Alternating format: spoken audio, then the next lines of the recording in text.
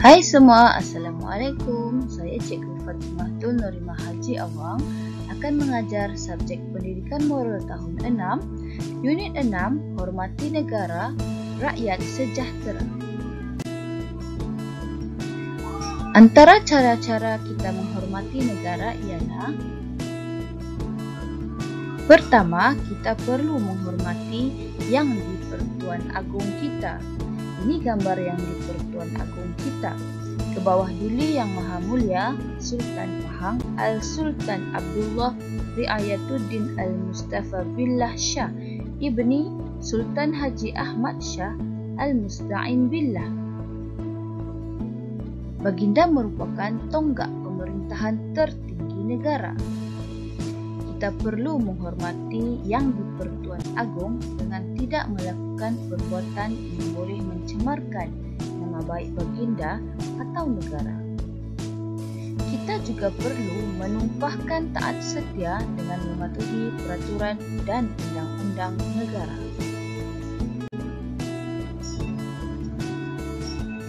Kita juga perlu menghormati lambang negara. Contoh lambang negara ialah seperti jalur gemilang, bunga raya, lagu negaraku, rukun negara, dan jata negara. Kita perlu menghormati lambang negara kerana lambang negara tersebut merupakan identiti negara kita.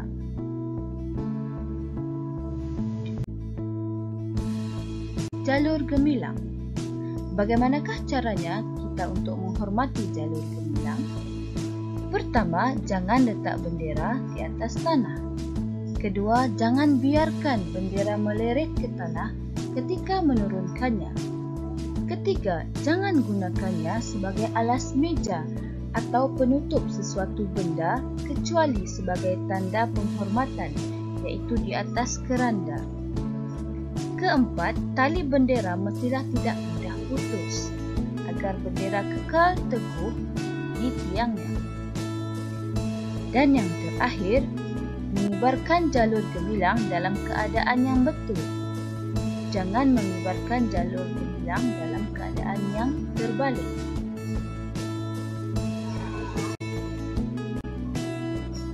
Seterusnya, lagu negaraku.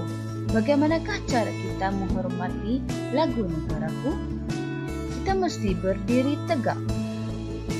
Kedua-dua tangan diletakkan di sisi dan diluruskan ke bawah. Kedua-dua belah kaki dirapatkan. Lihat contoh pada murid ini. Bagi orang kurang upaya, iaitu OKU, yang berkerusi roda, kepala mesti tegak, mata memandang bendera, kedua-dua tangan di atas paha dan kaki dirapatkan.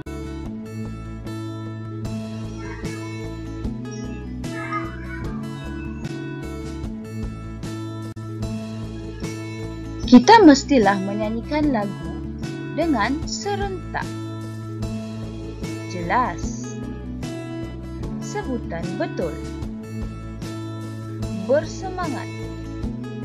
Kita perlu menghayati lagu negaraku dan tidak bermain-main semasa menyanyikan lagu negaraku.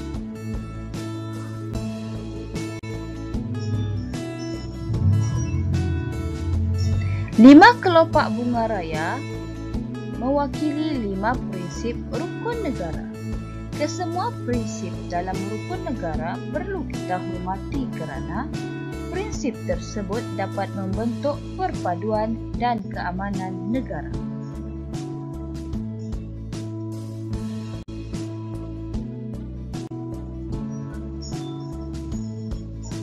Prinsip rukun negara yang pertama ialah kepercayaan kepada Tuhan.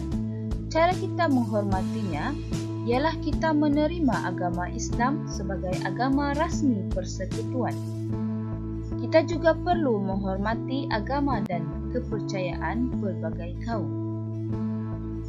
Kedua, kesetiaan kepada raja dan negara. Kita perlu menghormati yang di-Pertuan Agong sebagai ketua negara dan kita perlu menumpahkan taat setia kepada raja dan negara.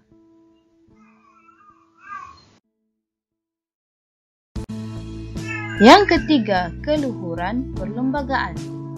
Kita perlu mematuhi dan mempertahankan perlembagaan negara. Kita juga perlu menjadikan perlembagaan sebagai rujukan undang-undang. Keempat, kedaulatan undang-undang. Kita perlu menerima dan mematuhi undang-undang negara. Dan yang kelima, kesopanan dan kesusilaan. Kita perlu menjaga pertuturan dan perlakuan demi perpaduan negara. Bunga raya lambang kemegahan negara.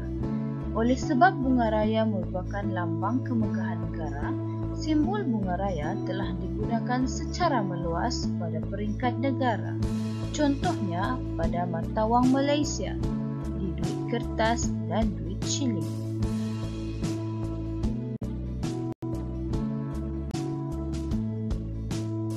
Bunga raya juga ada dicetak pada stem. Juga digunakan pada hiasan tiang lampu. Bunga raya juga dijadikan hiasan di dewan.